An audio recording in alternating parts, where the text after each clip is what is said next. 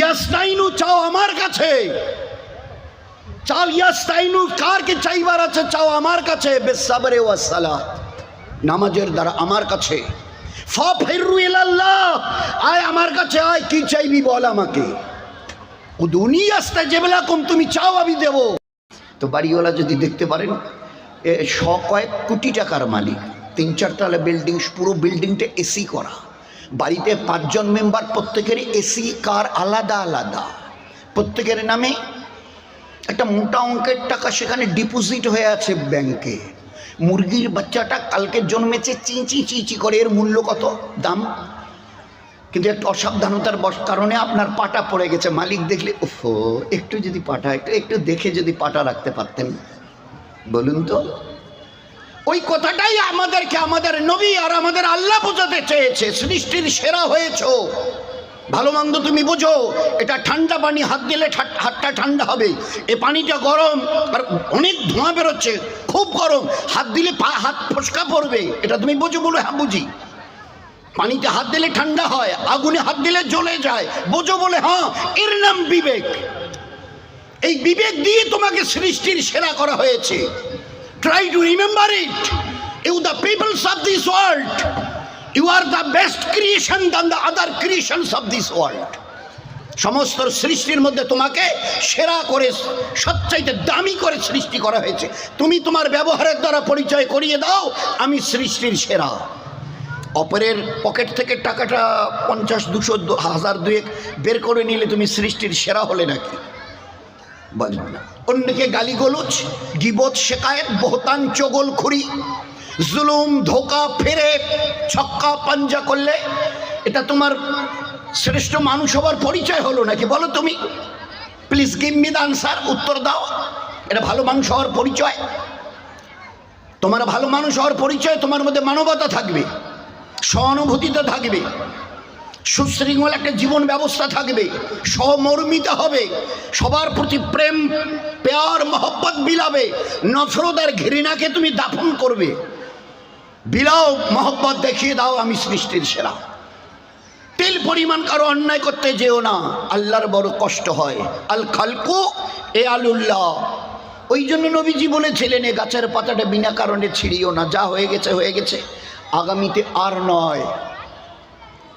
তো একটা গাছের পাতা ছিঁড়লে যদি নবী বলেন তোমাকে কেয়ামতে জালিম রূপে দাঁড় করানো হবে, তো একটা বিড়ালের বাচ্চাকে যদি মেরে দিই তো কী হবে? একটা মানুষকে যদি জবাই করে দিই, অন্যায়ভাবে কতল করি তো কী হবে?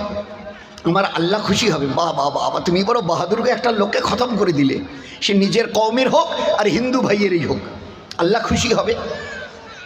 বলুন না। একটা জীবনাদর্শ শেখানো হয়েছিল আমাদেরকে, একটা জীবন শেখানো হয়েছিল। আমাদের মা বোনরা ভালো করে শুনছে।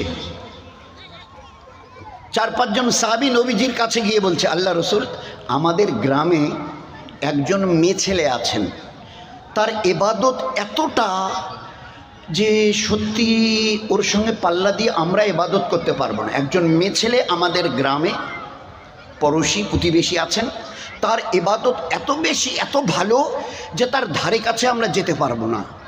আল্লাহ রসুল জানতে চাইলেন কীরকম তার ইবাদত।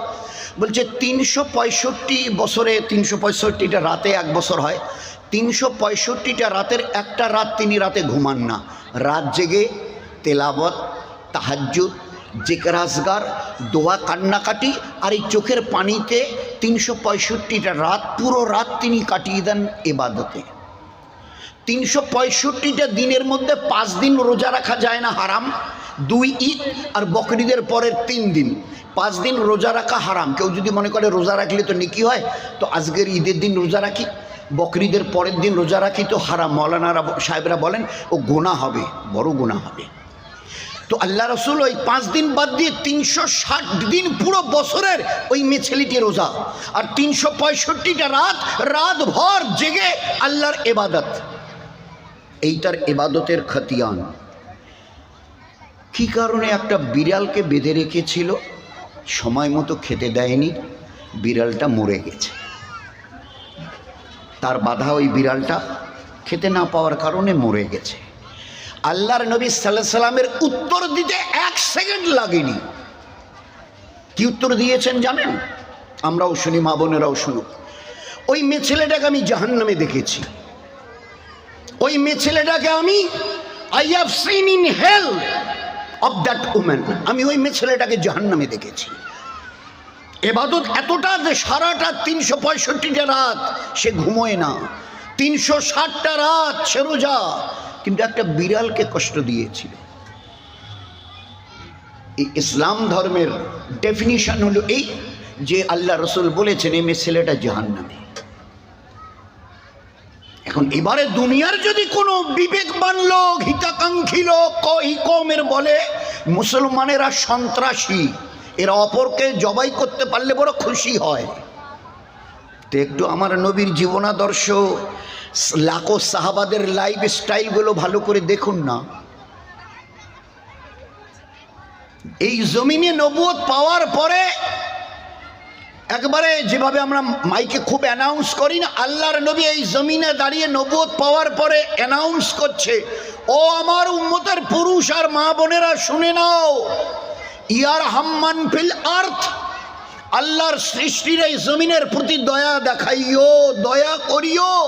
ইয়ার হামকুম মান ফিস সামা, আসমানওয়ালা, তার মানে আল্লাহ তোমাদের উপরে দয়া করবে। তার মানে উপরওয়ালার দয়া পাবার, তোমার রবের আর স্রষ্টার দয়া পাবার সহজ তরিন রাস্তা, সবার প্রতি দয়া দেখাও। ইয়ার হাম্মান ফিল মুসলমান নয়, ইয়ার হাম্মান ফিল মুমিনিন নয়, ইয়ার হাম্মান ফিল আর্থ। আর্থ মানে জমিন, জমিনে যারাই আছে মানুষ, হিন্দু, মুসলমান, জৈন, খ্রিস্টান, ইহুদ, নাসারা, হাইওয়ান আর জানোয়ার আছে, গাছপালা, চরিন্দা পরিন্দা আছে, ছোট ছোট পতঙ্গ রয়েছে, খবরদার সবার প্রতি দয়ার হাত বাড়িয়ে দিও, কাউকে কষ্ট দিও না। সামান্য একটা পিঁপড়েকে যদি কষ্ট দাও না, পিঁপড়ে, ছোট্ট পিঁপড়ে, তো আল্লাহর দিলে বড় লাগে, ওটা তো আমার মখলুক, আমি, তোমরা একে পয়দা করনি, আমি করেছি, কেন ওকে কষ্ট দিচ্ছ? আমার বড্ড লাগছে। যেরকম ওই একটা মুরগির বাচ্চা, এত বড় কোটি টাকার মালিক, একটা মুরগির বাচ্চা 5 টাকায় বিক্রি হতো কিনা আল্লাহ জানে, কিন্তু তার দিলে লেগেছে। আমাদের আল্লাহ ওই, আমাদের দয়ার নবী ওই, আর তার দেহিত বিধান আল কোরআনে করিম, এ পুরো একটা প্রসপেক্টাস, জীবনের আমাদের গাইডলাইন।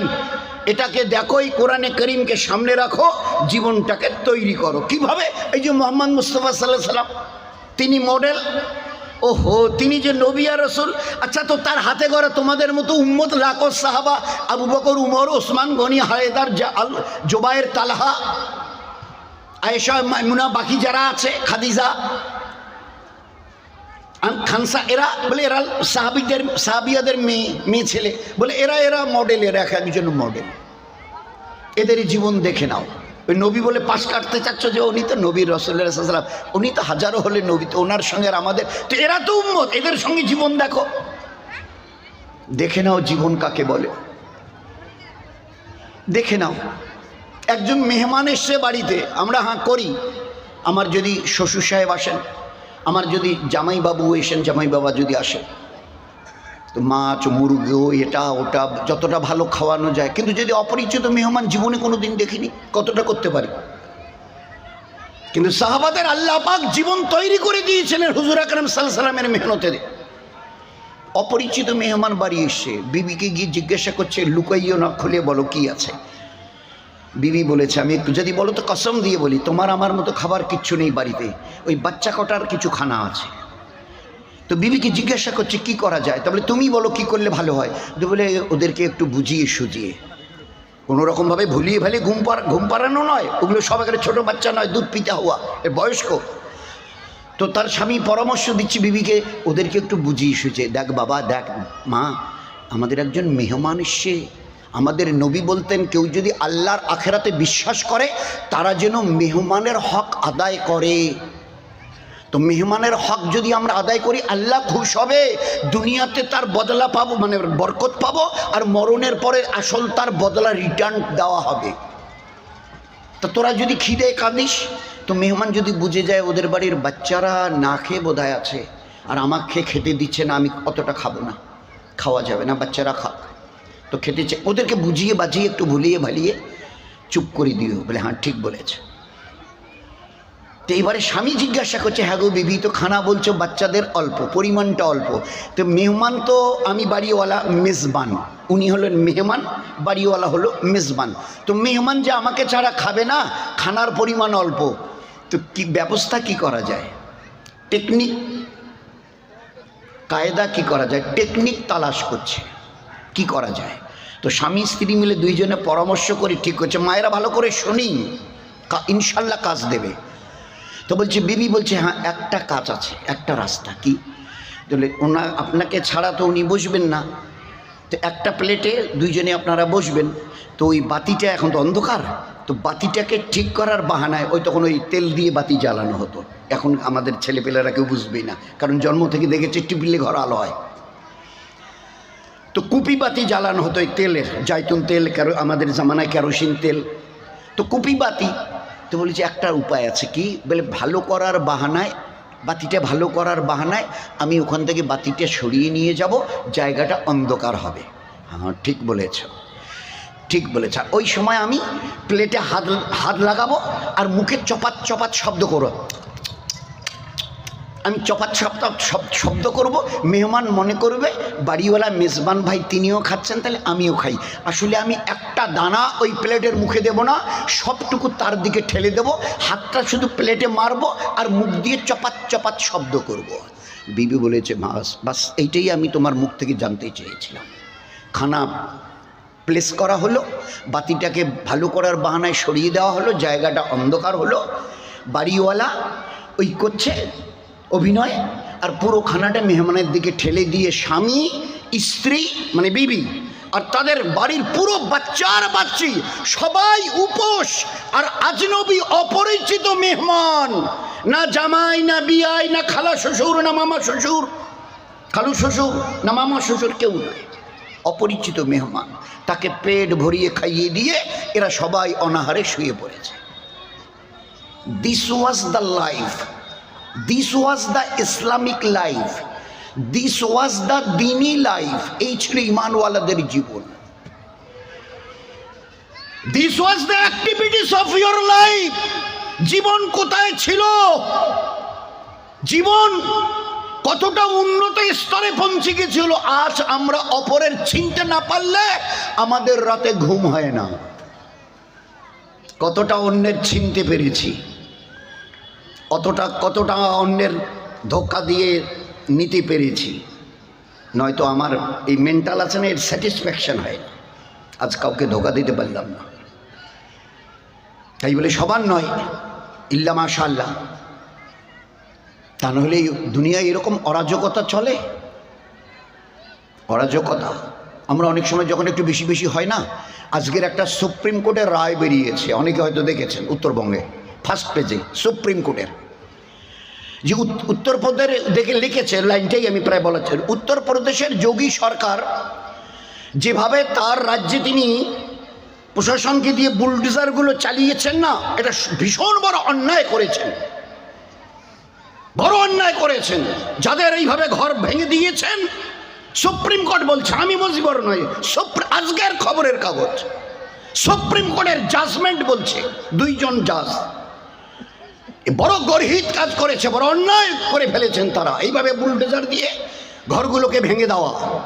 যে 4-4টা ঘর ভেঙে দিয়েছেন, 3-3টা লোকের ঘর ভেঙে দিয়েছেন, প্রত্যেককে কমপক্ষে আগে 10 লক্ষ টাকা এদেরকে আগে প্রথম তো জরিমানা দিন, তারপরে বাকিটা হবে।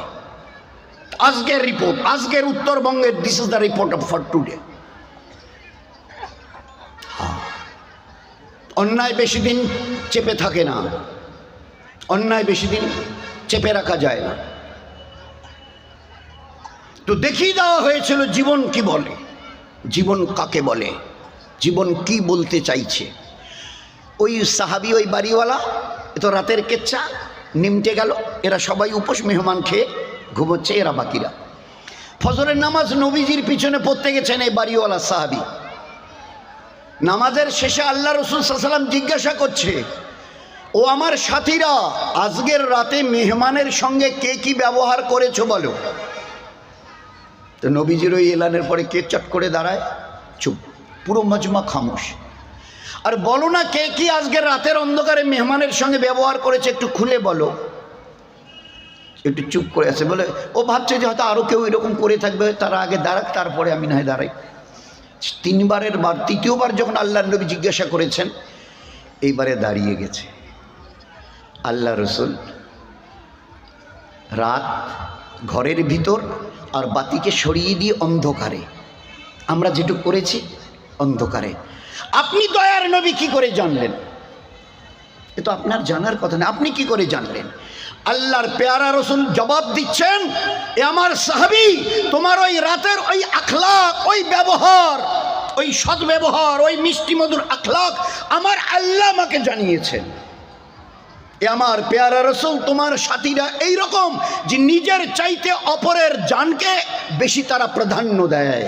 নিজেরা বাড়িওয়ালা সবাই উপোস, অপরিচিত মেহমানকে পেট ভরে খাইয়ে দিয়ে শুইয়ে দিয়েছে। এ আমার পেয়ারা নবী, এ হচ্ছে তোমার উম্মতের আখলাক। আল্লাহ পরিচয় করাচ্ছেন আমরা কেমন উম্মত, তার কতটা আছে আমাদের ঝলক আমাদের কাছে আছে বলুন তো। আল্লাহ আয়াত নাজিল করছেন কোরআনে, তার রাতের ওই সাহাবীদের স্বামী আর বিবির পরামর্শের উপরে, একটা আমালের হরকতের উপরে আল্লাহ কোরআনে কারিমে আয়াত নাজিল করছেন, যা কিয়ামত পর্যন্ত উম্মত পড়বে। যে উম্মতের আখলাক এইরকম, এতটা এদের মানে আখলাকের ব্যবহারের মেয়ার এতটা উঁচু যে নিজেরা সবাই বাড়িওয়ালারা উপোস করে মেহমানকে খাইয়ে দেয়। আল্লাহ তারিফ করেছেন। এই জন্য আমাদের উম্মতের জীবনের একটা বড় বৈশিষ্ট্য, যতদিন দুনিয়ায় বেঁচে থাকবে তোমার দ্বারা কোনো একটা ছোট্ট থেকে ছোট্ট অথবা বড় থেকে বড় মখলুক জিবরাইল কেউ যেন কষ্ট না পায়, বরং প্রতিনিয়ত তুমি চেষ্টা করো সবার উপকার করতে।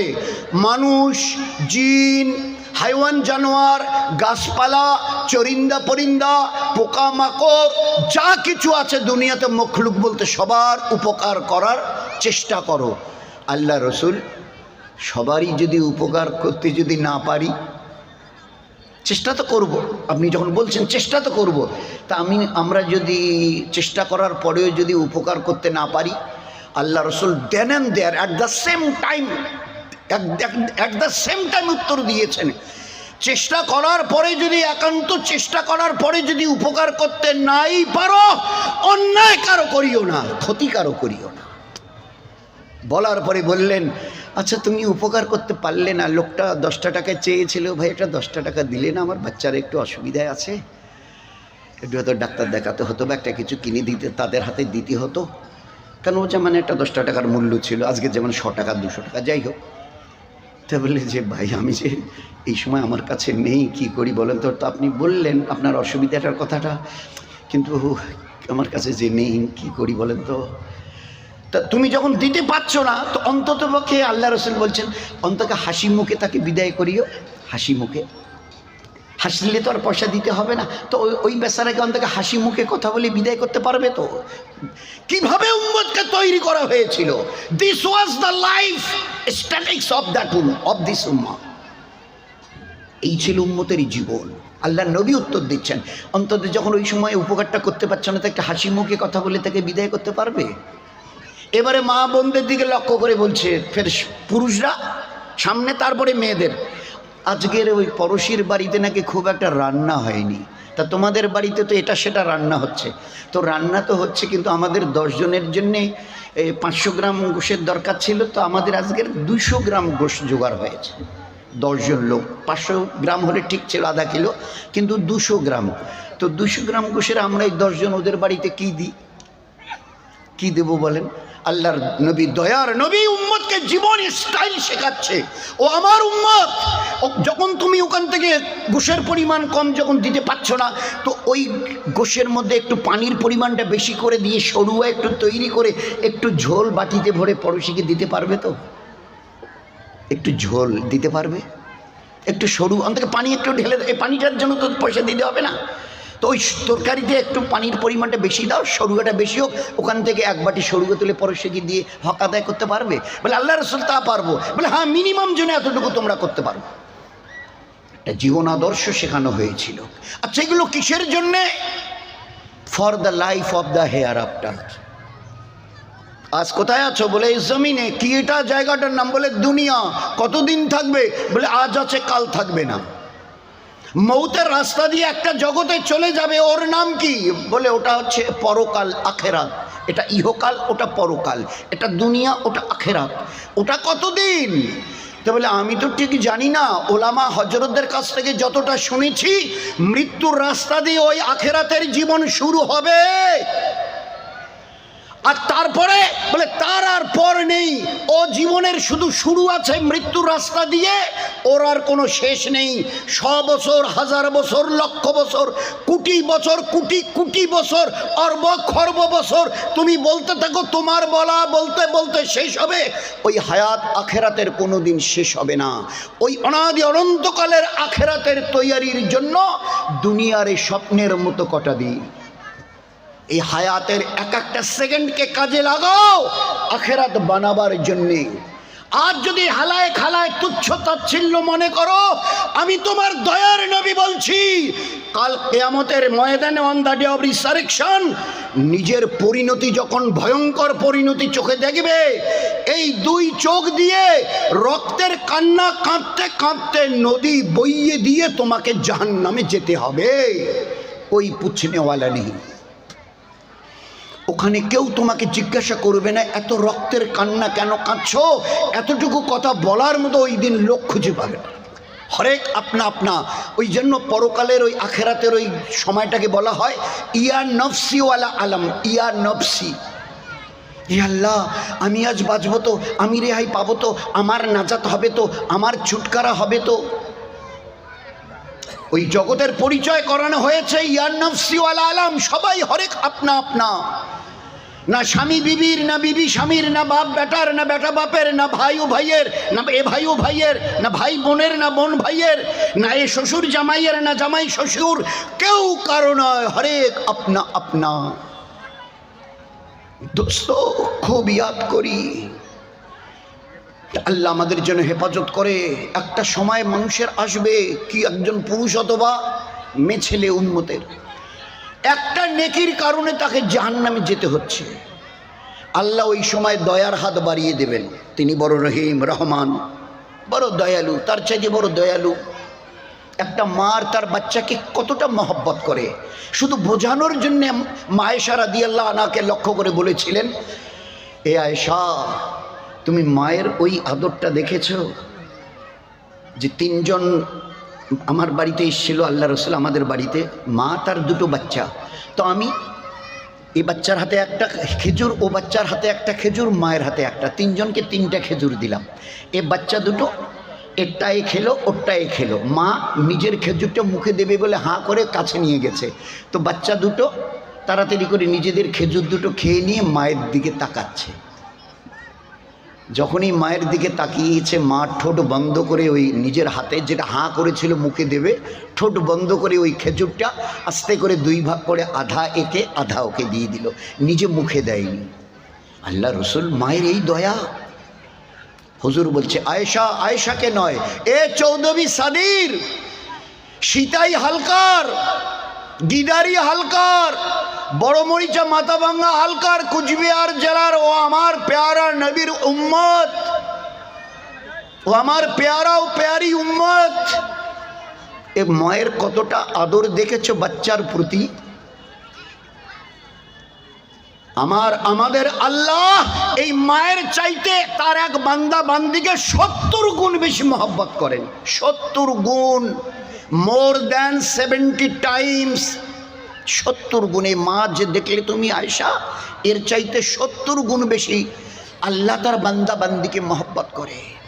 তো তাদের যদি কিছু হয়, আজকের একটা বাচ্চার কিছু হলে মা আরামকে হারাম করে দেয়, খানাকে ভুলে যায়, নাওয়া খাওয়া ভুলে যায়, বাচ্চার গা গরম হয়ে গেছে। তো যদি অতটুকু 70 ভাগের 1 ভাগ পেয়ে মা ওই করে, তো বান্দা বান্দির কিছু হলে আল্লাহর কি অবস্থা হয় বলেন তো। ওই জন্য আমাদের আল্লাহ বারবার এই আয়াত কতবার কোরআনে এসে আল্লাহই ভালো জানে। যখন উম্মতের কিছু হয় পুরুষ অথবা মেয়েদের, আর অন্যদিকে যেতে থাকে গ্রামের কোনো বড় লোকের কাছে, ধনী মানুষের কাছে, পঞ্চায়েত সাহেবের কাছে, প্রধান সাহেবের কাছে, বিডিও অফিসে, অঞ্চল অফিসে, তো আল্লাহ বলে ফা ফিররু এলাল্লাহ, ফা ফিররু এলাল্লাহ, ফা ফিররু এলাল্লাহ। এ আমার বান্দা, এ আমার বান্দি, কোথায় যাচ্ছিস? আয় না আমার দিকে আয়, আমার কাছে আয়, তোর কি অভিযোগ আছে বল না। ও দুনিয়া আসতে যেবেলাকুম, তুমি মুখ খুলে বলো না, যা চাইবে আমি দেব। কাদের কাছে যাচ্ছ? আনতুমুল ফোকারা, এরা সবাই ফকির, নাহানু আগ্নি, আমি একা ধনী। যাদের কাছে যাচ্ছ এরা, আল্লাহ পরিচয় করাচ্ছে, এরা সবাই আনতুমুল ফোকারা, এরা সবাই ফকির। আমরা কি বলবো? বিশেষ করে যারা আমাদের ইংরেজি শিক্ষিত ভাই আছে, তারা চটে রেগে যাবেন। ইনি জানেন 100 কোটি টাকার মালিক, জানেন আপনি? 5000 কোটি টাকার মালিক, আপনি জানেন? কি বলছেন আপনি? এসব কথা হলো? এসব ভালো লোকের কথা? আন্তমুল ফোকারা সবাই ফকির। তো আল্লাহ রসুল উত্তর দিয়েছে, ওই 100 কোটি টাকার যিনি মালিক, ওনাকে গিয়ে জিজ্ঞাসা করেন, আচ্ছা স্যার একটা কথা বলবো, আপনি যখন 100 কোটি টাকার মালিক, তো এরপরেও আপনি বাড়াবার জন্য কিছু চেষ্টা করছেন? কি বলবে? ইনি 5000 কোটি টাকার, 5000 কোটি টাকার মালিক। তাকে গিয়ে বিনয়ের সঙ্গে জিজ্ঞাসা করেন, আপনি এর পরেও আরো কিছু মাল চাইছেন কামাতে? কি বলবে? যা হয়েছে যথেষ্ট, আর আমি বাড়াবার প্রয়োজন মনে করি না। এরকম ব্যক্তি দুনিয়াতে খুঁজে পাবে না। সবার কারোরই খিদা মিটেনি, সে 1000 কোটি হোক, 100 কোটি হোক, আর 5000 কোটি হোক, এখনো খিদা মেটেনি, আরো চায়। তো যার এখনো চাহিদা পুরোয়নি, সেই তো ফকির। আরো চাই, আরো চাই, আরো চাই, এদের পরিচয় এরা সব। তো আল্লাহ কোরআনে বলছে আনতুমুল ফুকারা নাহনু আগনিয়া, আয় আয় আমার কাছে আয়, তোর কি প্রয়োজন আমাকে বল, বল বল বল। কি করে বলবি সে কথাও আল্লাহ বলে দিয়েছে। 2 রাকাত পড়তে পারবি? 2 রাকাত ইন্না আতায়নার কুলু দিয়ে নফল পড়তে পারবি? 2 মিনিট লাগবে। সালাম ফিরিয়ে আমার বল, এই আল্লাহ আমি এই পেরেশানিতে আছি, এই মুসিবতে আছি, আমি এই সমস্যায় জর্জরিত হয়ে আছি, তুই একবার মুখ খুলে বল, তারপরে দেখ আমি তোর সঙ্গে কি ব্যবহার করি। দেখিসনি নবীজিকে গিয়ে বলা হলো, আল্লাহ রসুল তো ওর দাফনের ব্যবস্থা করি বাচ্চাটার। তা বলে হ্যাঁ দাফনের ব্যবস্থা তো নিশ্চয়ই করবে, যখন মারা গেছে তো ওর মায়ের আগে ইজাজত নাও। বাচ্চাটা যখন ওই মায়ের মারা গেছে, তো তাকে কবর দেবার আগে মায়ের কাছ থেকে অনুমতি নাও, যে চাচি কি কোনো খালা, তো আপনার বাচ্চাটা তো মারা গেল, তো ওকে মানে ওর কবরের ব্যবস্থা, কবর দেবার ব্যবস্থা করি, ওর কাছ থেকে ইজাজত নাও। সাহাবারা 2-3 জন গেল, গিয়ে জিজ্ঞাসা করলো যে আপনার বাচ্চাটা তো মরে গেছে, তা ওর দাফন কাফনের ব্যবস্থা করি। তো ওই অন্ধ সাহাবিয়া, চোখে দেখে না বেচারি, ওই সাহাবিয়া 2 চোখে অন্ধ, আর খবরও আগে পাইনি। এরা যখন বলল খবর পেল, তো শোনার পরে বলল, একটা কাজ করুন না, আগে কবর দেবেন না, আমাকে 1 লোটা পানি, আমি তো চোখে দেখিনি, 1 লোটা পানি আর একটা জায়নামাজ আমাকে দেবেন। ও অন্ধ সাহাবিয়া তাড়াতাড়ি উজু করে মসল্লাটা বিছিয়ে 2 রাকাত নফল, 2 রাকাত নফল, 2 মিনিটের নামাজ, সালাম ফিরিয়ে শুধু বলেছে, আল্লাহ তুমি না বলেছে কোরআনে, আল্লাহ ইউমিত, আমি ওই আল্লাহ যে হায়াত দিতে জানি, ফের মুর্দা করতে জানি, ফের মুর্দাকে জিন্দা করতে জানি, তোমার সব কুদরত আছে, মারবার ফের জিন্দা করবার, ফের মারবার ফের জিন্দা করবার, ফের তোমার পুরো কুদরত আছে, এখতিয়ার তোমার আছে। আমি চোখে দেখি না, অন্ধা। ছেলে বাচ্চা, বড় আশা ছিল এই বাচ্চাটা বড় হলে আমি ওর হাত ধরে এখানে সেখানে দিনের ব্যাপারে একটু চলাফেরা করতাম। বাচ্চাটাকে যদি তুলে নাও কি আর হবে, আমার একটু অসুবিধা হবে, সাহারা দেবার কেউ থাকবে না। খোদার কসম, এ অন্ধা সাহাবিয়ার দোয়া শেষ হয়নি, তার আগে তার মরা বাচ্চাকে আল্লাহ হায়াত দিয়ে বসিয়ে দিয়েছে। You want anything, try to remember me. কিছু চাও, এ আমার বান্দা বান্দিরা চাও, শুধু 2 রাকাত পরে আমার কাছে হাত ওঠাও, ইয়াস্তাইনু, চাও আমার কাছে, বিসসাবরি ওয়াস সালাত, নামাজের দ্বারা একটু সবর করো, খালি নামাজটুকু পড়ানোতে একটু সময় দাও, তারপরে হাত তুলি, বলো কি বলবে। এ আল্লাহ আমার মরা বাচ্চা যে, তাহলে ঠিক আছে, আর তোকে আগে বাড়তে হবে না। বুড়ি এই আন্দাজ সাহাবিয়ার দোয়া শেষ হওয়ার আগে আল্লাহ তার মরা মৃত বাচ্চাকে আল্লাহ বাঁচিয়ে দিয়েছে। আছে ওই ঈমান আমাদের কাছে, আর ওই জায়গায় আল্লাহ আমাদেরকে পৌঁছতে বলেছেন। কে পৌঁছতে বলেছে ওই জায়গায়, ইমানের ওই জায়গায়? আল্লাহ গো, আল্লাহ আল্লাহ আল্লাহ আমাদের ওই জায়গায় পৌঁছতে বলেছে। আপনি কি করে বললেন? বলে আমি নয়, ওলামা হজরতরা বলেন, আমরা শুনি, আমরা তো জাহিল লোক। ওনারা কোরআনে করিমের আয়াত পড়ে শোনান, ফের রেফারেন্স দেন। কোরআন শরীফটা হাতে নাও, 1 নম্বরটা সূরা ফাতিহা, তারপরে আল বাকারা শুরু হয়, আল ইমরান, আল বাকারা শুরু হয়, তো তার একটা পাঠ, এটা তো বিসমিল্লাহ প্রথম শুরু হলো, এই পাঠটা ইফাকে করো, এটা দ্বিতীয় পাঠ। বলে হ্যাঁ, এই দ্বিতীয় পাঠের শেষের দিকে দেখো তো কি লাইনটা লেখা আছে, আমিনু কামা আমানান নাস, আমিনু কামা আমানান নাস। আল্লাহ বলছে তোমাদের ঈমান যেন তাদের মতো, তাদের বলতে সাহাবাদের মতো হয়। লক্ষ সাহাবাদের পুরুষদের ঈমান দেখো, লক্ষ সাহাবিয়া মেয়েদের ঈমান দেখো, ওই রকম ঈমান নিয়ে আমার কাছে আসবে। ঈমানের মাপ, আমাদের মেয়েরা নাকফুল বানাতে চায়, হাতের চুড়ি বানাতে চায়, পায়ের স্যান্ডেল কিনতে চায়, মাপ নিয়ে যায়, নয়তো মাপ বলে দেয়। এই যে চুড়ির এই যে মাপ, এই যে জুতোর ফিতে দিয়ে নেয় না তো, পুরান একটা জুতো দিয়ে দেয়, একটু কম বেশি হলে নেবে না। আমরাও একটা কম দামের টুপি 8-10 টাকা, 10 টাকা দাম, ভাই দোকানি ভাই ওই টুপি দিয়ে দেন তো, মাথায় দেয়, ভাই আয়না আছে দেন তো, দেখে। পাশে যদি কেউ তাকে জিজ্ঞাসা করে, ভাই সাহেব ঠিক আছে না? বলে না একটু বড় বড় মনে হচ্ছে, একটা সাইজ ছোট না, ভাই 1 সাইজ ছোট টুপি আছে না? বলে আছে দেন তো। ফের টুপিটা মাথায় দিয়ে দেখে, একটু 10 টাকার টুপি 10 বার দেখে ঠিক আছে মাপ, যাচাই করছে।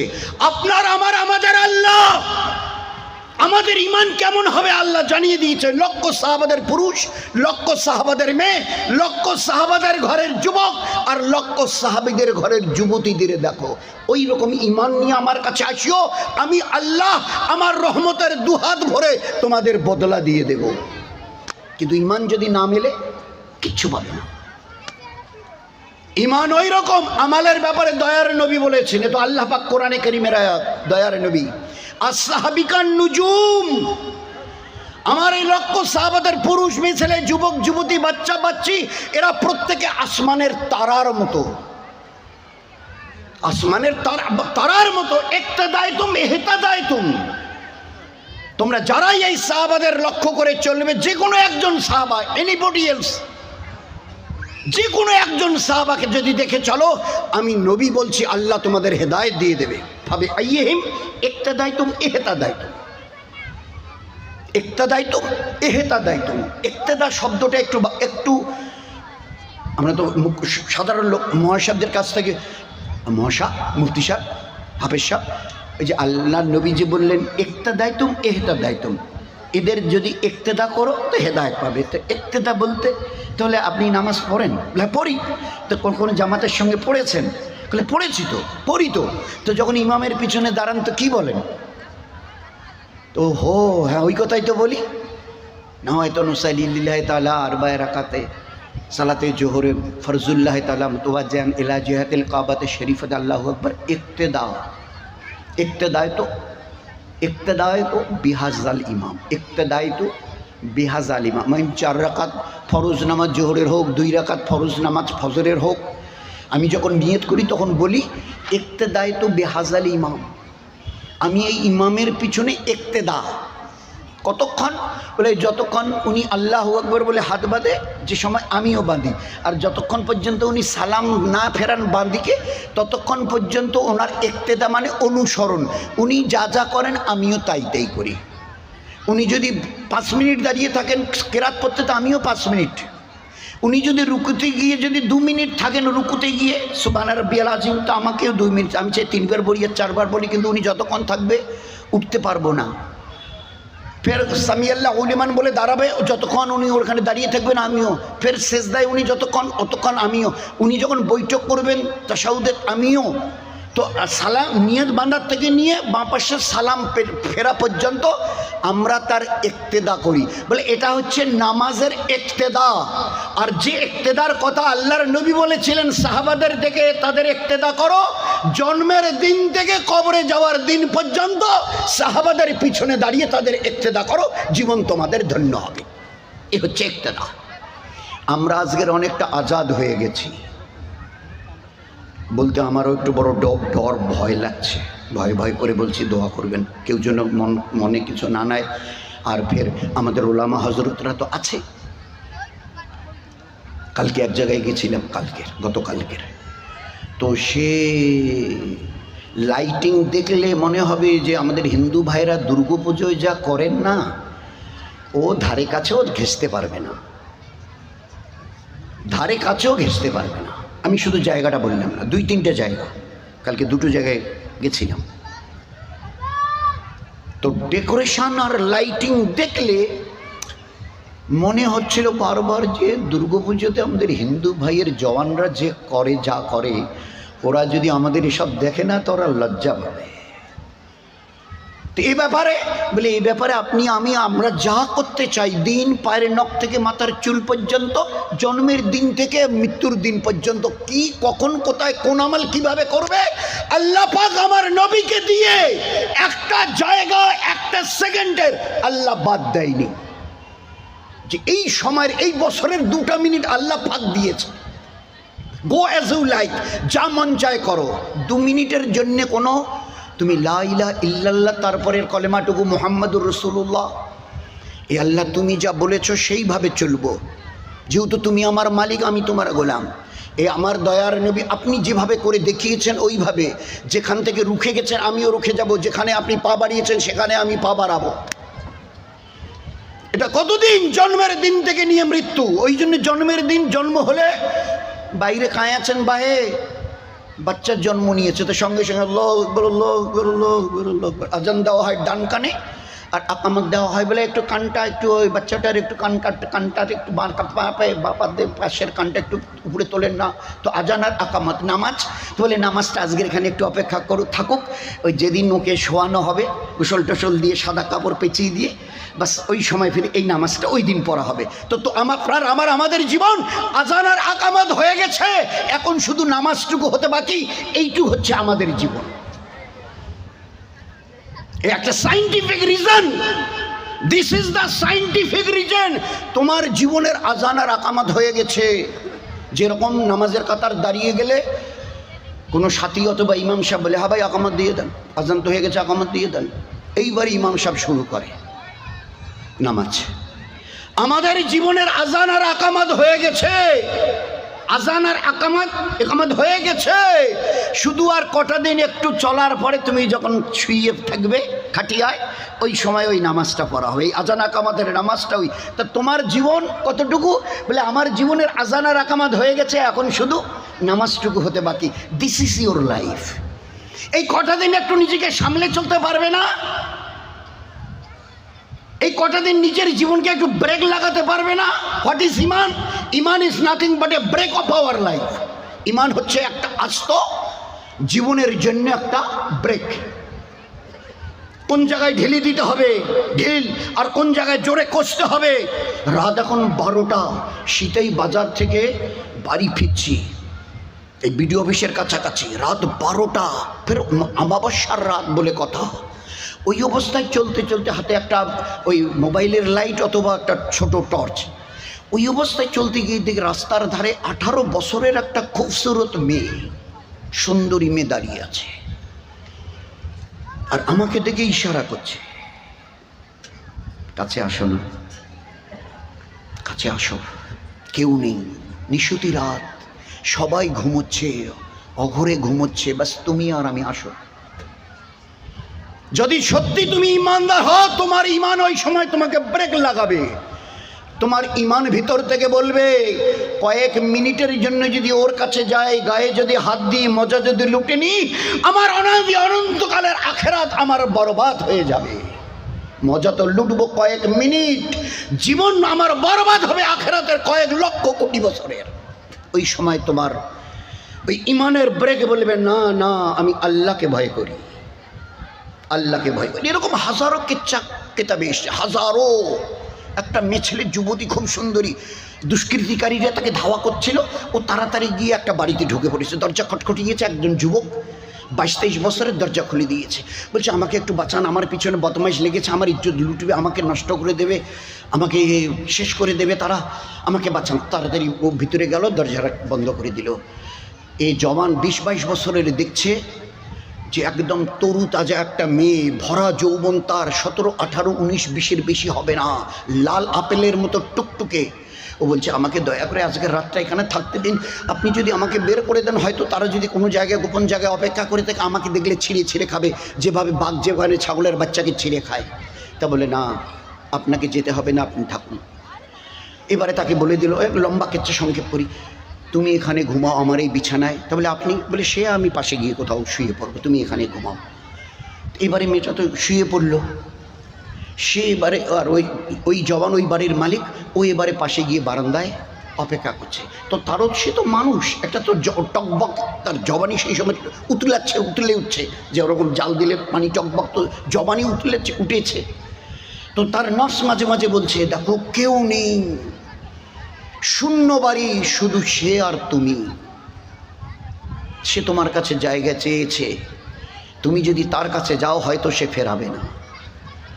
তো তার নফস যখন এইভাবে তাকে বোঝাচ্ছিল যে তুমি তার কাছে যেতে পারো, এই সময় তার কাছে কেউ নেই বাধা দেবার মতো। তো এইভাবে যখন তার নফস তাকে বোঝাচ্ছিল, সে তখন নিজেকে বাঁচবার জন্যে একটা দিশালায় জ্বালিয়ে একটা ওই কুপি বাতি জ্বেলেছে। আর ওই কুপির যখনই নফস তাকে ওইভাবে ফসলায়, সে তখন হাতটা ওই বাতির উপরে দেয়, আগুনের উপরে। যখন আগুনের তাপ লাগে তখন একটু সরিয়ে নেয়, ফের চুপ করে থাকে। ফের যখন নফস ওইভাবে বলে, ফের আবার আগুনের উপরে হাত দেয়। এইভাবে সারা রাত কাটিয়ে দিয়েছে। মেয়েটা দেখে যে সকালবেলা উঠে এসে কী যেন লাগাচ্ছে, বলো। তো বলছে আপনার হাতে কি হয়েছে? তা বলে না না কিছু হয়নি। বলে না দেখছি ফসকা পড়ে গেছে। বলো আমাকে বলতে হবে। যখন নাসর হয়ে গেছে তখন বলেছে আমার নফস যখন আমাকে এইভাবে ধোকা দিচ্ছিল, আমি আমার হাতকে আগুনের উপরে রেখে বলছিলাম, এ নফস যদি মজাদার নিতে হয় নিয়ে নে, আজকের এতটুকু অন্তত থেকে আগুন সহ্য করে নে, তাহলে মরণের পরের ওই জাহান্নামের আগুন তুই সহ্য করে নিতে পারবি সহ্য করতে? তা আমি যখন আগুনের উপরে হাত দিয়েছি, একটু তাপ লাগার পরে আর হাত রাখতে পারিনি। তো নফসকে বলছি এতটুকু তুমি বরদাস্ত করতে পারো না, জাহান্নামের আগুন তুমি কি করে বরদাস্ত করবে বলো? তার কাছে গিয়ে বলো। এরকম হাজারো কেচ্চা আছে। তো আমার ঈমান আমার জীবনের একটা মস্ত বড় ব্রেক রাস্তা। ওই সময় সে যদি ডাকে, যেরকম ইসুফ আলাইহিস সালাম বলেছিল, জুলাইখা বলেছে স্বামী কিন্তু শিকারে চলে গেছে, এখন আর আসবে না, গোটা বাড়ি খালি তুমি আর আমি। জেলখানার গেট খুলে দিয়ে তাকে বের করে নিয়েছে। কাছে গিয়ে বলছে আমি বুঝতে পেরেছি, চলো আসো। কেউ নেই, গোটা রাজপ্রাসাদ, রাজবাড়ি খালি। মিশরের বাদশার বিবি জুলাইখা, ইউসুফ নবী তাকে ওই সময় ডেকেছে যে স্বামী ওই তারই ভয়, তো শিকারে গেছে, ফিরতে বহু সময় লাগবে, চলো দুজনে মিলি। তো বলছে আমি আল্লাহকে ভয় করি। ওই যে ঈমান ব্রেক না, আমি কাছে এই জন্য করতে পারবো না, আমি আল্লাহকে ভয় করি। এই জন্য বলছি ঈমান এটাকে বুঝো, ঈমান কাকে বলে। জবানে যেটা পড়ছে এটাকে ভিতরে ঢোকাও। এই জায়গায় ঈমানের কলেমা লা ইলাহা ইল্লাল্লাহটা শুধু জবানে পড়ার জন্য নয়, এটাকে ভিতরে ঢোকাবার জন্য এইখানে যেন বসে। আমি যা করছি আমার আল্লাহ দেখছে, তিনি সামিউন এবং বসির, দেখনেওয়ালা শুননেওয়ালা। আমি যেখানে যে অবস্থায় থাকি, এক শাগরিদ তার পীরের কাছ থেকে লম্বা সময় দিয়ে লাগিয়েছেন খেদমতে, দিনকে ভালো করে বুঝবার জন্য লম্বা সময়, কয়েক বছর। এবারে পীরের কাছ থেকে ইজাজত নিয়ে চলে যাবে। তো বলছে হযরত আমি যেতে চাইছি, শেষবারের মতো আমাকে একটা নসিহত করুন, মৌত পর্যন্ত যেন আমার কাজে আসে। শেষ যাবার বেলায় আপনার কাছে সহবতে থেকে অনেক দিন আপনার খেদমত করেছি, যাবার বেলায় একটা নসিহত করুন যেন মরণ পর্যন্ত আমাকে আলোর রাস্তা দেখায়। তো ওই শেখ সাহেব তখন বলেছে আল্লাহওয়ালা, এই বেটা যা, যদি তোর কখনো কোনো গুনাহ করার, অবাঞ্ছিত কোনো কাজ করার, যে কোনো অন্যায়জনক কোনো কাজ করার যদি তোমার কখনো ইচ্ছে জাগে করিও। যে কোনো ধরনের মন্দ কাজ করার তোমার যদি কোনো সময় প্রবণতা জাগে, ইচ্ছা জাগে, মন চায়, করিও। তো যে হযরত আপনি আমাকে কি বলছেন? বলেন আমার কথাটা শেষ হয়নি, একটু বাকি আছে। ওহো হ্যাঁ বলুন। তো তোমার যদি কখনো কিছু মন চায় অন্ধমন্দ কিছু করার করিও, শুধু ওই সময় একটা কথা মনে রাখিও, আল্লাহ যেন দেখতে না পায়, আল্লাহ যেন দেখতে না পায়। সে একেবারে অচর নয়নে ডুকুরে কেঁদে হযরতকে গিয়ে জড়িয়ে ধরেছে, দোয়া করবেন আল্লাহ যেন এর উপরে মৌত পর্যন্ত আমার জীবনকে নিয়ে যায় এর উপরে। কারণ এমন কোন জায়গা আছে, সময় আছে নাকি যে আল্লাহ দেখতে পায় না? এ ছিল ঈমান, জীবনকে তৈরি করবার জন্যে। তো আল্লাহ পাক আমাদের একটা জীবন দিয়েছিল, গাইডলাইন, লম্বার আর দরকার নেই, ইশারা আমাদের জন্য, বিশেষ করে আপনাদের দেখে বোঝা যাচ্ছে ইশারা যথেষ্ট বুদ্ধিমানদেরই জন্যে। তো আল্লাহ পাক আমাদের একটা প্রসপেক্টাস আল কোরআন আল্লাহ দিয়েছে, গাইডলাইন। তোমার জীবন কি হবে? কোরআন শরীফ হাতে নাও। একটু বুঝতে অসুবিধা হচ্ছে, জানাবে রসুল সালামকে দেখে নাও তার জীবনটা। আচ্ছা, নবীজিকে একটু বুঝতে হাজারো হলে রসুল তো, নবী তো, লক্ষ সাহাবা এরা উম্মত, পুরুষরা, মেয়েরা, যুবকরা, যুবতীরা, এরা তো উম্মতি, এদেরকে দেখো, এরাও তোমাদের মতো, এরা উম্মতি, এদেরকে দেখে নাও। তো গাইড বুক, ফের তার সঙ্গে এরকম একদম পরিষ্কার, একদম ইঞ্জিনিয়ারের মতো মিসাল দিয়ে এই জীবনটাকে যেন আমরা মিলিয়ে নিয়ে তৈরি করে যেন ফিরে যেতে পারি। এরই জন্য আল্লাহ পাক একটা জীবন ব্যবস্থা আমাদেরকে দিয়েছিলেন। আজ আমাদের একটু অসুবিধা হচ্ছে, মাঝে মাঝে একটু ব্রেক ফেল হচ্ছে, ইমানের, আমালের ব্রেক ফেল। যেমন এই গতকালকের কথা, মানে যেভাবে ডেকোরেশন হয়েছে তাতে বললাম না যে অপর কওমের সাথীরা লজ্জা পাবে। করার আগে অন্তত পক্ষে মহাশা মুফতি সাহেব, এ তো ঈদ গেল, একটা খুশি তো এইরকমটা করতে চাই, চলবে তো? জিজ্ঞাসা করেছিলেন। কালকে একটা জায়গায় প্রথমে যেখানে গেছিলাম দেখি একটা জায়গা ছোট করে এতটুকু হবে, মানে ফুল দিয়ে ভালো করে ডেকোরেশন করে সাজিয়েছে, আর একটা দামি এইরকম চেয়ার বসিয়ে দিয়েছে, আর সুন্দর করে পিছনে ডেকোরেশন। তো কেন জানি না, কসম দিয়ে বলছি, আমার দেখার কোনো ইচ্ছা ছিল না, কিন্তু গাড়িতে বসেছিলাম, আর তখন ওই জায়গাটা ভিড়, গাড়িটা আস্তে আস্তে চালাচ্ছিল আমার এক সাথী, তো কেন যেন ওই দিকে চোখ পড়ে গেল। তো চোখ পড়ার পরে বুঝলাম যে ও আনেওয়ালা মা বোনেরা, হয়তো এতদিন তোমরা কেউ কোনো ছবি টবি তোলো নাই, এই যে আমার এই জায়গাটা তৈরি করেছি না, সুন্দর সুন্দর ফুলের বাগান লাগিয়ে, বাহার করে, ডেকোরেশন করে, এইখানে এসে বসে পোজ দিয়ে ছবি তুলতে পারো, দাঁড়িয়ে ছবি তুলতে পারো। আর যে সময় গাড়িটা যাচ্ছিল দেখি 3-4 জন 20-22 বছরের মেয়ে, কারো মাথায় কোনো ওড়না ফোড়না কিচ্ছু নেই, ওই অবস্থায় পোজ দিয়ে বরাবর ছবি খিচ্ছিল। This is permitted in our শরিয়ত, this is legal in our শরিয়ত। দিন কি বলে? এক সাহাবী দাওয়াত পেয়ে একজন সাহাবীর বাড়িতে গেছে, দেখে চেয়ার টেবিলের ব্যবস্থা। উনি বাড়িওয়ালার সামনে বলছে যে আজকের দিনে আমি আপনার বাড়িতে দাওয়াত খেতে পারবো না, অন্য দিন আসবো। কেন ভাই ওরকম বলছেন? যে আমি দয়ার নবীকে কোনোদিন চেয়ার টেবিলে খেতে দেখিনি, আমার নবীর এটা সুন্নতের খেলা, আমি কোনোদিন আমার নবীকে আমি চেয়ার টেবিলে খেতে দেখিনি, আমি এটা পারবো না। আমার পেয়ারা নবীর একটা সুন্নত আমার জীবন থেকে মিটে যাবে, আর আমি গায়রের তরিকায় জীবন চালাবো, তার আগে আল্লাহ আমার যেন মৃত্যু হয়। আমার নবীর একটা সুন্নত এত মহামূল্যবান যে আমার সুন্নতের সঙ্গে যদি জীবন তোমার মিলে যায়, শুনে নাও, তোমাকে কাল আমার সঙ্গে জান্নাতে আমি নিয়ে যাব। মান আহাব্বা সুন্নতি ফাকাত আহাব্বানি ওয়া মান আহাব্বানি কানা মাই ফিল জান্নাহ। যে আমার মহব্বত করতে চায় তার সেজন্য আমার সুন্নতের সঙ্গে মহব্বত করে। আমার নবী জুতো কিভাবে পায়ে দিয়েছিলেন, আমার নবীজি জুতো কি করে খুলেছিলেন, আমার নবীজি মেয়েদের ওড়নাটা কিভাবে জড়িয়েছিলেন, আমার প্যারা নবী মুখের থুতুটা কিভাবে ফেলেছিলেন, আমার নবী কিভাবে চুল চিরুনি পুরুষকে করা দেখিয়েছেন, মা বোনদের করা দেখিয়েছেন। আবার দয়ার নবী বলেছে, এ আমার উম্মতের মা বোন, খবরদার কখনো কোনো সময় গোসলের আগে অথবা পরে মাথার চুলগুলোকে উপরের দিকে এইভাবে পেঁচিয়ে পেঁচিয়ে উটের কুজের মতো করে উপর দিকে বাঁধিও না, এটা কিয়ামতের আলামত। চাহে তুমি এদিকে বিনি করো, ওইদিকে বাঁ দিকে বিনি করো, পিছনের দিকে খোপা বিনি করো, কোনো মানা নেই ইসলামী শরীয়তে, কিন্তু খবরদার মাথার চুল উপরের দিকে উটের কুজের মতো করে পেঁচিয়ে বাঁধিও না। আমি নবী বলছি, এটা কিয়ামতের আলামত। হাঁচি দিলে কি করে দিন হবে, হাই এলে কি করে দিন হবে, মুখের থুতু কিভাবে ফেললে দিন হবে, আল্লাহর নবী সাল্লাল্লাহু আলাইহি সাল্লাম শিখিয়েছেন। খানার শেষে আঙ্গুলগুলো কোনটা আগে আর কোনটা আঙ্গুল শেষে চাটলে দিন আর ইবাদত হবে, দয়ার নবী শিখিয়ে দিয়েছে। একটা জামাত জাপান থেকে আসছিল, জাপান থেকে, তো সৌদি আরবে গিয়ে ওখান থেকে পানি জাহাজে করে জেদ্দায় আসছে। তো জামাতের সাথীদের মধ্যে কিছু ছিল মুসলিম।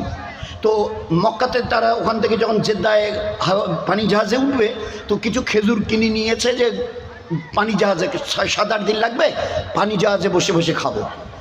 তো এবারে এক সময় ওই খেজুরের ব্যাগটা বের করে এনেছে। আমি শেখকে বলছি, আমি শেখ খেজুরগুলো বের করে আনি, বলে নিয়ে আসো। এবারে খেজুর হাতে নিয়ে যে সাথীরা ছিল তাদের মধ্যে কিছু নিউ কামার মানে মুসলিম ছিল। তো তারা এবারে আমির সাহেবকে জিজ্ঞাসা করছে, আমির সাহেব এই খেজুরটা যে খাবো তো ওর ভিতরে তো একটা বিচি আছে, তো বিচিটা কি করে ফেলবো? তো সবারই সব জিনিস জানা থাকবে এমন তো কথা নয়। তো আমির সাহেবের ওই জিনিসটা জানা ছিল না। তো বলছে, ভাই আমার যে জিনিসটা জানা নেই। তো যারা মুসলিম ছিল তারা এবারে প্রথম বলছে, কিছু তো অর্ধেকের বেশি পুরানা মুসলমান বাপ মানে জন্মসূত্রে, আর কিছু নিউ কামার, কিছুদিন আগে তারা ইমান কবুল করেছে, নিউ কামার, কিছুদিন আগে তারা কনভার্টেড। তো তারা তখন বলছে যে খেজুর খাবো অথচ বিচিটা কিভাবে ফেলতে হবে জানা নেই, নবীর সুন্নতের খেলাফ হতে পারে। তো যখন ইমান যখন কবুলি করেছি নবীর সুন্নতের খেলাফ কিছু করা ঠিক হবে না। তা আমি সব আপাতত নয় খেজুরটা বেঁধে রেখে দিই, তা আল্লাহ যদি পৌঁছে বোম্বাইতে তো যাচ্ছি, তো পানি জাহাজ থেকে নেমে বোম্বাইয়ের চুনাভাটি মার্কাজে যখন যাব ওখানে গিয়ে মোহন সাহেবদের জিজ্ঞাসা করে তারপরে জেনে নিয়ে খাবো। তা বলছে, বাহ জাযাকাল্লাহ, ঠিক আছে ঠিক আছে। তো বেঁধে রাখা হলো। খোদার কসম কোনো একজন সাথী একটা খেজুর মুখে দেয়নি। কেন? বলে বিচিটা কি করে ফেলতে হবে জানা নেই। বোম্বাই জাহাজ থেকে নেমলো, বোম্বাইতে মার্কাজে চুনাভাটি মার্কাজে গেল। তারপরে একটা সময় ওখানকার যিনি মহাসাব ছিলেন, ইমাম সাহেব, মুফতি সাহেব, ওনাকে বলেছে যে হাজরাত একটা কথা জানতে চাইছি, আল্লাহ রসুল খেজুর খাওয়ার পরে বিচিটা কিভাবে ফেলেছিলেন? তো উনি এবারে একটা খেজুর এনে মুখে দিয়ে খেয়ে বিচিটা এখানে নিয়ে দেখিয়ে দিলেন যে আল্লাহ রসুল সাল্লাম বিচিটা এইখানে রেখে এই হাত দিয়ে এইভাবে ফেলে দিয়েছিলেন। বলে বাবা জাযাকাল্লাহ। এইবারে আমির সাহেবকে বলা হলো, আমির সাহেব আমরা বুঝে নিয়েছি কীভাবে সুন্নত তরিকায় বিচি ফেলতে হয়, তো খেজুরগুলো নিয়ে আসি। তো যতক্ষণ পর্যন্ত জানা হয়নি অতক্ষণ পর্যন্ত একটা কেনা খেজুর ব্যাগ থেকে বের করে কেউ মুখে দেয়। দিস ওয়াজ সুন্নত। মান আহাব্বা সুন্নতি ফাকাদ আহাব্বানি ওয়া মান আহাব্বানি কানা মাই ফিল জান্নাহ। আমি কথা দিলাম আমার সুন্নতের উপরে চলনেওয়ালা এ আমার থেকে আলাদা হবে না, আমার সঙ্গে সে জান্নাতে যাবে। একটা সুন্নতের লাভ কত? বলে এটা তো লাভ নয়। তো বলে কি? বলে এটা তো মহালাভ, নবীর সঙ্গে জান্নাতে যাওয়া। এখন 4টিখানি কথা। আমরা এক সময় একটা মুলকে ছিলাম থাইল্যান্ডে, ব্যাংককে, থাইল্যান্ডের রাজধানী। তো আমাদের সঙ্গে যিনি তর্জমা করছিলেন তার সঙ্গে একজন সাথী এল, উনি বুদ্ধিস্ট ছিলেন, 2 বছর আগে ইমান কবুল করেছে। তো তিনি এবারে, আমরা ইন্ডিয়া থেকে জামাত নিয়ে গেছি, এটা আজ থেকে প্রায় 50 বছর আগের কথা, থাইল্যান্ডে। তো এবারে ওই ট্রান্সলেটার যে আমাদের সঙ্গে ছিলেন ওখানকার ব্যাংককের ওই রাজধানীর ওই দেশের, তো উনি এবারে আমার পরিচয় করিয়ে দিলেন, ইনি আমাদের এখানকার এক সাথী, এখান থেকে 200 কিলোমিটার দূরে থাকে। উনি শুনেছেন যে ইন্ডিয়া থেকে একটা জামাত এসে, তো উনি একটা জিনিস জানবার জন্যে আপনাদের এই জামাতের কথা শুনে এসছেন যে নবীজি 3 তরিকায় বসে খানা খেতেন। আর তাই তো শুরুতে 1 পা তুলে 2 পা বসিয়ে দিয়ে মানে ইয়ে করে বসে, তো 3 তরিকায় বসে আল্লাহ রসুল খানা খেতেন, 3 ভাবে বসে। এটা এইরকম, কখনো 2 পা ফেলে জাম্মা পড়ি, যেটা আমরা বলি জাম্মা পড়ি। তো ইহুদিরা টিটকারি মারত যে ইহে নাকি নবী, দেখো কিভাবে টুমটুম করে বসছে, 1 পা ফেলে 2 পা ফেলে 2 পা তুলে কীরকম করে বসছে দেখো। আরে পা 2 ফেলে এইভাবে বাদশাহীভাবে এইভাবে বসে তো খেতে পারে, কেমন লোক গো। তা আল্লাহ রসুলের কানে এ কথাটা পৌঁছে গেছে। আল্লাহ রসুল আসলাম বড় আদবের সঙ্গে জবাব দিয়েছে, আমি কিভাবে বসে আছি আমার আল্লাহ দেখছে, আমার মওলার সঙ্গে আল্লাহর সামনে আমি বাদশাহের মতো বসে খানা খাবো, আমি এতটা খেতে সাহস পাই না। আমার মালিক দেখছে আর আমি তার সামনে বসে নবাবের মতো বসে খানা খাবো, এটা মানায় না। মালিকের সামনে গোলাম বসে 2 পা ফেলে ওইভাবে খানা খাবেন নবাবের মতো, এটা মানায় না। শুনে চমকে গেছে, আরে বাপ, এইরকম জবাব। তো আমি পরিচয় করালেন যিনি ওই কথাটা জানবার জন্য এসছে। নবীজি 3টে তরিকায় বসে খানা খেতেন, তার মধ্যে সবচাইতে বেশি প্রিফারেন্স কোন তরিকাটাকে দিতেন ওইটা জানবার জন্য এসছে। যে 3টা তরিকা তো এই এর মধ্যে সবচাইতে কোন তরিকায় বেশি আল্লাহ রসুল খানা খেতেন ওইটা জানবার জন্য 200 কিলোমিটার থেকে 2 বছর আগে ইমান কবুল করেনওয়ালা বুদ্ধিস্ট, বৌদ্ধ ধর্মের লোক ছিলেন উনি। দোস্ত, এই ছিল আমাদের জীবন ব্যবস্থা। আল্লাহ পাক একটা জীবন ব্যবস্থা দিয়েছিল যেটার কথা চিন্তা করতে পারবো না। শুধু একটু মিলিয়ে নিই। আল কোরআন, মায়েশাকে জিজ্ঞাসা করা হচ্ছিল সাহাবাদের, মানে কোরআন কি? বলে মুসলমানদের আমাদের জীবনের আমালের কিতাব। হয়ে গেল উত্তর, এক কথায় উত্তর। বলে ভাই তোমাদের কোরআন শরীফ কেউ যদি জিজ্ঞাসা করে, মুসলমান হোক, হিন্দু ভাই হোক, যে কেউ, anybody else of this world, ভাই আপনাদের এই কোরআন শরীফটা কি? বলে মুসলমানের জীবনটা কেমন হবে তার এই কিতাব, এইটা, দিস ইজ এ প্রসপেক্টাস। বাস এই দিকে জীবনটা তৈরি কর। বুঝতে একটু অসুবিধা হয় নবীকে দেখো, যদি ওখানে একটু অসুবিধা হয় তো সাহাবাদের দেখো, এরা তো সাহাবা, উম্মতেরা, এদেরকে দেখো, বুঝে যাবে। জীবনটাকে শুধু একটু মিলিয়ে নিয়ে চলে আসো, দেখো কোনো চিন্তা থাকবে না দুনিয়ায়, না খেলাতে, খালি একটু যদি মিল খেয়ে যায় জীবনটা, একটু যদি কম বেশি হয় একটু বোধহয় অসুবিধা হবে। শেষ করি, যদি একটু অসুবিধা হয় আমাদের মা বোনদের, আমাদের জওয়ান ভাইদের, যুবতী মা বোনদের, বেটি ভাস্তিদের, তো বোধহয় একটু অসুবিধা হবে। কীরকম? আমি একটা ইনস্ট্যান্স দিই, ঘটনা বলি। ওকরাবাড়ি, এই বোধহয় এখানে হাত তুলতে বলতে বোধহয় 90% লোক হাত তুলবে। ওকরাবাড়ি কতবার গেছি, ওকরাবাড়ি বাজারটা, আর বাজারের উপরে ব্লক মসজিদটা, একটা বাজারের উপরে হাইরোড, এদিকে গীতালদা, এইদিকে দিনহাটা, মাঝখানে ওকরাবাড়ি বাজার, আর বাজারটার একটা রাস্তার উপরেই হলো ব্লক। আর ঠিক ব্লকটার উল্টো পিঠে একটা ডিসপেন্সারি, দাওয়ার দোকান, ওষুধের। মালিক আনারুল হক, সম্পর্কে আমার একটু ছোটো ভাইরা হয়, মানে আমাদের ওই মাস্টার হবদার ভাই, ওকরাবাড়ি হায়ার সেকেন্ডারি স্কুলের যিনি টিচার ছিলেন, দোয়া করবেন, বেচার একটু অসুস্থ, ওই বাজারের উপরেই তার বাড়ি। ওরই বোন পড়েছে, বোনটার নাম সাইদা, আর এর নাম ভগ্নিপতিটার নাম আনারুল। বাড়িতে আমি বহুবার গেছি, আল্লাহর কি ইচ্ছা ওই বাড়িতে আমি গেছি সকালের দিকে, এই 9টা, সাড়ে 9টা, 10টা। ওর মেয়েটাকে বোধহয় 2 কি 3-তে পড়ে, সাজিয়ে টেজিয়ে দিল ওই কেজি স্কুল নার্সারিতে। গাড়ি এলো, চলে গেল। আমি ওখানে বসে আছি, নাস্তা পানি খেয়ে আনারুলের সঙ্গে গল্প করছি, ওই ভাড়াটার সঙ্গে। এই বোধহয় আধা ঘন্টা যাবার, আধা ঘন্টা, 1.5 ঘন্টা পরে একটা গাড়িতে করে, ওই ভ্যানে করে একজন স্কুলের বয়কে দিয়ে মেয়েটাকে বাড়ি পাঠিয়ে দেওয়া হলো। তো ওর মা জিজ্ঞেস করলো, তোকে স্কুল পাঠানো হলো, গাড়ি এলো, তোকে স্কুলে পাঠিয়ে দেওয়া হলো, তো তুই স্কুল থেকে চলে এলি কেন? তো বলে, মা ম্যাডাম আমাকে আর স্কুলে আমাকে থাকতে দিল না। কেন কি হয়েছে? তো বলে, তুমি সব কিছু আমার ভালো করে সাজিয়ে গুজিয়ে দিয়েছো, এইখানে যে ওই যে আমরা ব্যাস বলি না, আসলে ওটা ব্রোঞ্জ, তো ওই যে এখানে যে ব্যাসটা লাগাতো না, স্কুলের নাম লেখা একটা ওই যে এরকম ওতে সেফটি পিনের মতো থাকে, যেভাবে এইটা লাগানো হয়, তো ওই ব্যাসটা তুমি কেন লাগাওনি? তুমি সব জুতোটা ঠিক দিয়েছো, মুজাটা ঠিক দিয়েছো, প্যান্টটা ওই রঙে দিয়েছো, জামাটা ওই রঙে দিয়েছো, টাইটা ওইভাবে দিয়েছো, ব্যাগের কালারটা ঠিক আছে, বোতলের রঙটা ঠিক আছে, সব কিছু ঠিক আছে, তুমি ওইটা লাগিয়ে দাওনি কেন? ম্যাডাম দেখে বলল যে না, তোমার এটাই ব্যাসটা লাগানো নেই কেন?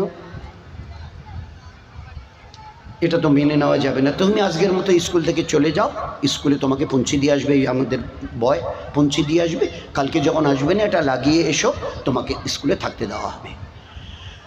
আমি জিজ্ঞাসা করলাম, সাইদা কিছু বুঝছো? ওরে আমার বোন সাইদা, কিছু বুঝছো? ও বললো, কেন দুলে ভাই, কেন, কি হয়েছে? বলে, তোমার এই মেয়েটার পায়ের জুতো কে কিনে দিয়েছে? ম্যাডাম না তুমি? বলে আমি। ওর মুজাগুলো? বলে আমি। তোমার এই বাচ্চাটার প্যান্টটা? বলে আমি। জামাটা? বলে আমি। টাইটা? আমি। ব্যাগটা? আমি। পানির বোতলটা এই রঙের? আমি। তো সব কিছু তুমি দিয়েছো, আর তোমার মেয়েটার ওই ব্যাসটা শুধু লাগানো ছিল না। আর ওই যে ম্যাডাম পড়ায় তাদের বেতন কে দেয়? অন্য কেউ? বলে না, আমরাই দিই। তো তোমরাই, তোমার বাচ্চার সমস্ত খরচ তুমি দাও, তোমরা দাও, আর ম্যাডামেরও সারা মাস যাতে ভালোভাবে চলে তারও বেতন। শুধু তাদের প্রসপেক্টাসে যা ছিল তার একটা সামান্য একটু ফল্ট পেয়েছে, এই ব্যাসটা লাগানো হয়নি, অথচ তার পুরো খরচ তোমার দেওয়া, ওনাদের ম্যাডাম সব কজনের খরচ তোমাদের দেওয়া, তোমার বাচ্চিটাকে স্কুলে অ্যালাউ করেনি, ফেরত দিয়েছে। কিছু বুঝতে পারলে? বলছে না দুলো ভাই। আমি তখন ওকে বললাম, শুনে নে আনারুল, তুইও শোন, কিয়ামতের মাঠে আল্লাহ ওই করবেন। আমার নবী ইমামুল আম্বিয়া তাজদারে মদিনা জনাবে রাসূলুল্লাহ সাল্লাল্লাহু আলাইহি ওয়াসাল্লাম আমার আরশের পাশে তাকে দাঁড় করিয়ে দেয়া হবে। তোমরা যারা বলছো ইনি আমার উম্মত, কাছে আসো, পায়ের নখ থেকে মাথার ফুল চুল পর্যন্ত জীবনটাকে মিলিয়ে নাও। যদি মিলে যায় সেইটা জান্নাতে চলে যাও। কিন্তু যদি মিল না খায়, কিছু যদি ফল্ট রয়ে যায়, তো তোমার মেটার মতো যদি স্কুল থেকে বের করে যদি দেয়া হয়, আল্লাহ যদি জান্নাতে ঢুকতে না দিয়ে বের করে দেয়, কিছু বলতে পারবে ওই দিন? লাকাদ কানা লাকুম ফি রাসূলিল্লাহি উসওয়াতুন হাসানা। He was the best example for you to follow. Oh, you the peoples of this world, if you want to follow anybody else of this world, that is the Prophet sallallahu alaihi wasallam.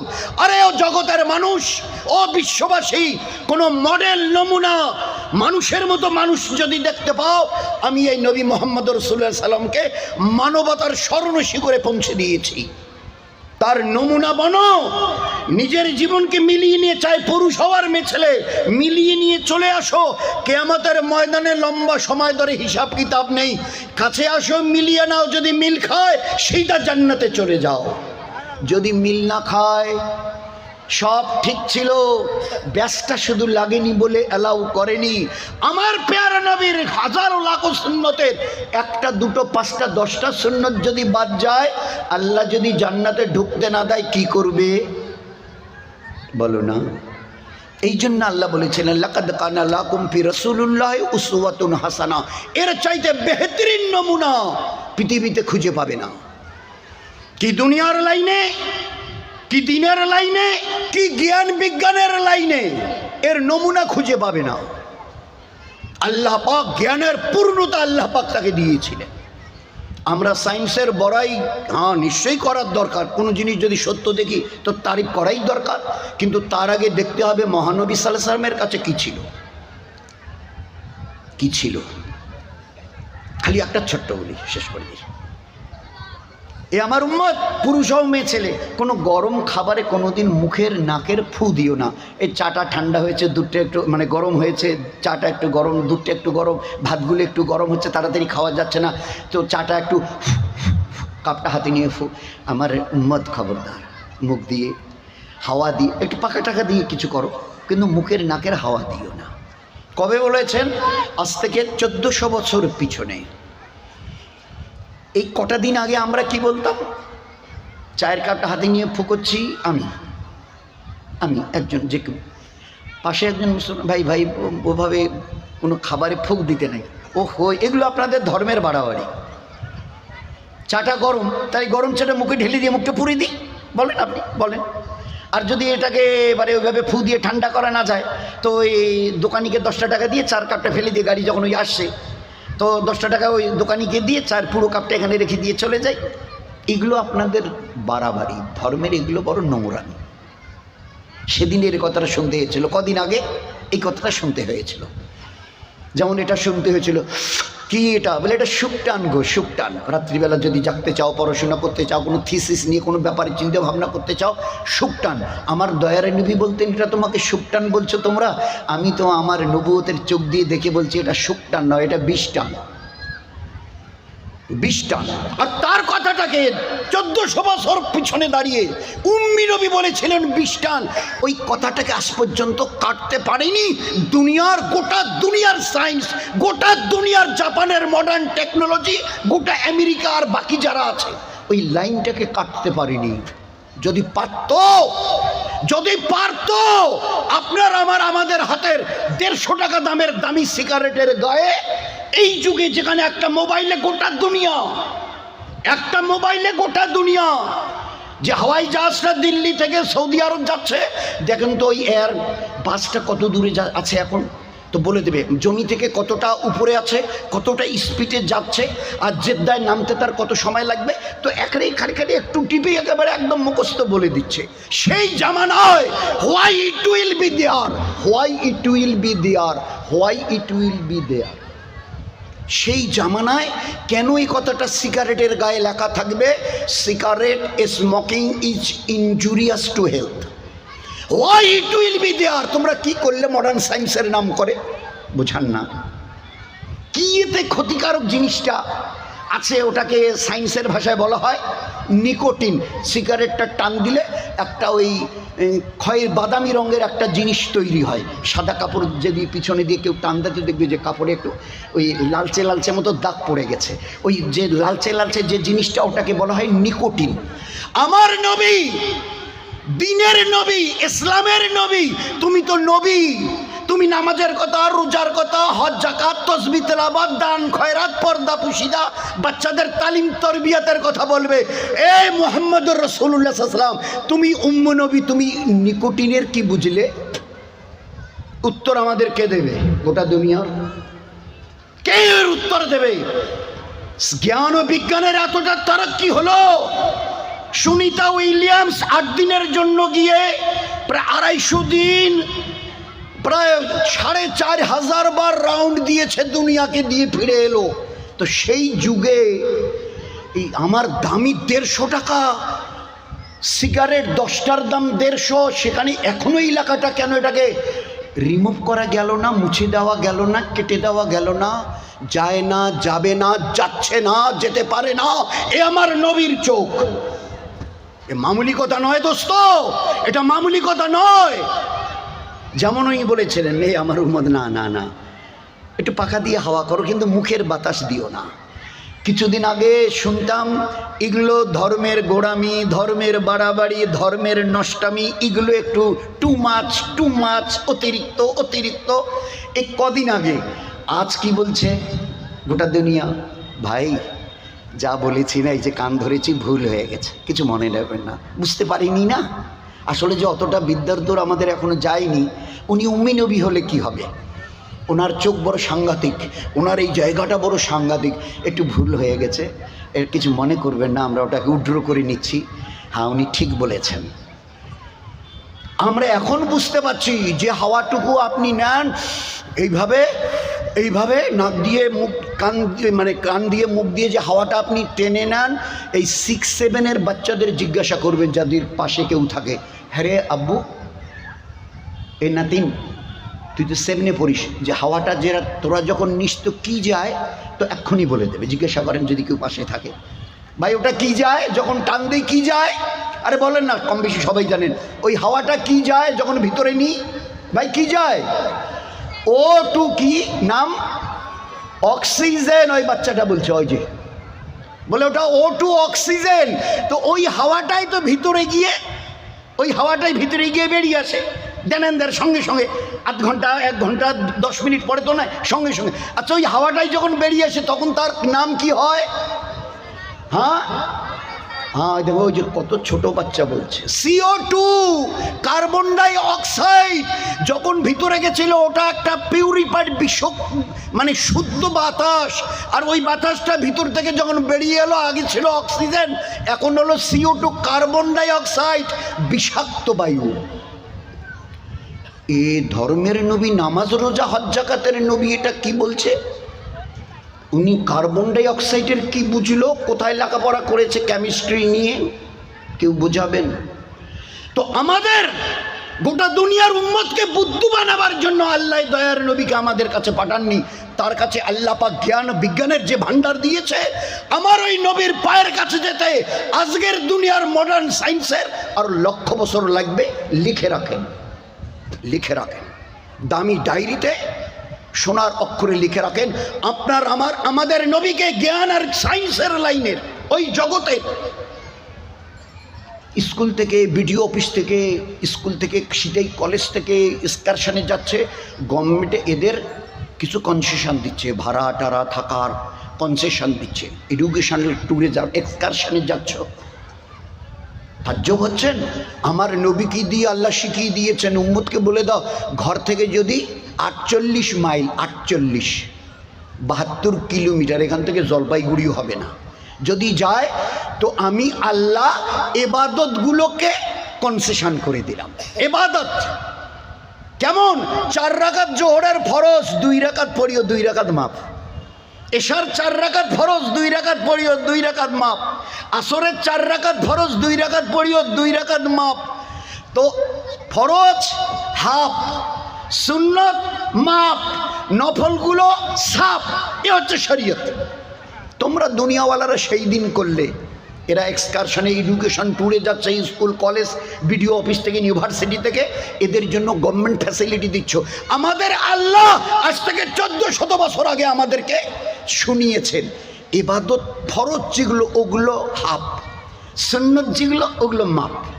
সফরে যদি না করেন কোনো গুনাহ নেই, যদি না পড়েন নফল সাফ, ওর তো কোনো আলাপেই নেই। আল্লাহ দেখিয়ে দিয়েছে, আল্লাহ দেখিয়ে দিয়েছে যে এইরকম একটা পরিপূর্ণ জীবন ব্যবস্থা আল্লাহ আমাদের দিয়েছেন। আমরা কোরআনকে দেখি, যেটা বুঝতে অসুবিধা হয় আলেম ওলামা আমাদের কাছে আছে। যখনই যা কিছু করতে চাইব, এটা ঈদের নামে, এটা বকরিদের নামে, এটা অমুকের নামে, মৌলী সাহেব মুফতি সাহেব এইভাবে করতে চাচ্ছি, চলবে তো?